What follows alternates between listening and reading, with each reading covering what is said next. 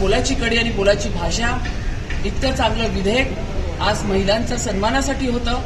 महिलांना त्यांच्या विधानसभेमध्ये आणि लोकसभेमध्ये म्हणजे अगदी नगरपालिकेपासून ते संसदपर्यंत महिलांसाठी एक चांगलं आरक्षण होतं आणि महिलांचा हा मान सन्मान या विरोधकांनी हाणून पाडलेला आहे.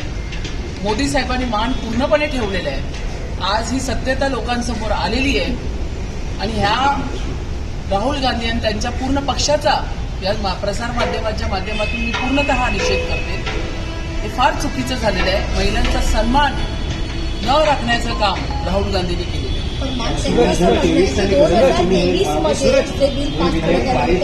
तेच पुढे कंटिन्यू केलं पाहिजे. डिलिमिटेशनचं बिल आणि एकत्रित केलं गेलं तर म्हणून त्यांनी विरोध केला असं त्यांचं म्हणणं.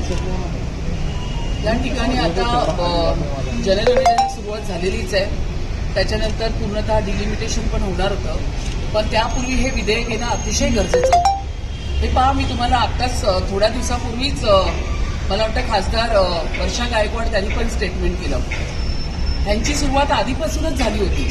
नारी शक्ती बंधन ह्या अधिसूचनेला, या बिलला सुरुवातीपासूनच काँग्रेसच्या नेत्यांमधून हा एक वेगळा सूर आधीपासूनच सुरू झाला होता की ह्या बिलची गरज काय आहे. एक महिला खासदार असून तुम्ही असं स्टेटमेंट करता.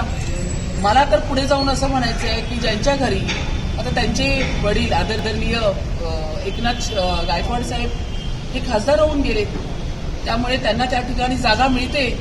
पण ज्या आमच्यासारख्या सामान्य घरातल्या मेहनत करून कष्ट करून तळागाळातून आम्ही आज सामाजिक क्षेत्रातून राजकीय क्षेत्रामध्ये आलेल्या महिला होतो, त्या सर्व महिलांसाठी हे आरक्षण, हे बिल होणं अतिशय गरजेचं होतं. तर त्यांनी, हे काँग्रेसच्या नेत्यांनी आधीपासूनच हा सूर लावला होता की ह्या बिलाची गरज काय. त्यामुळे त्यांनी महिलांच्या म्हणजे महिला विरोधी त्यांची जी भावना आहे ती या बिलातून स्पष्ट झाली आणि हे देशाने पाहिलं आहे. देशातल्या सर्व महिलांनी पाहिलं.